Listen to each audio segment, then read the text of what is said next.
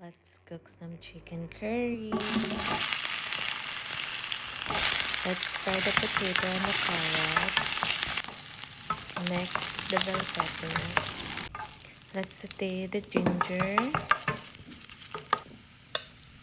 together with the onion and the garlic.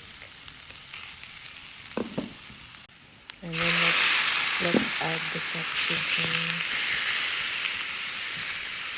Then let's cover, then wait it until maging brown.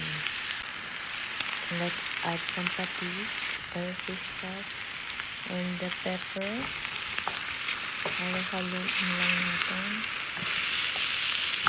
Then let's add the curry powder.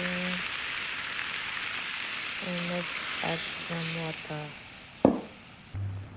And let's add the coconut cream. Then mix.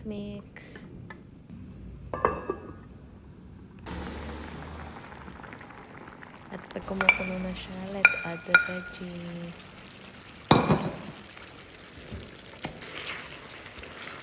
And mix again.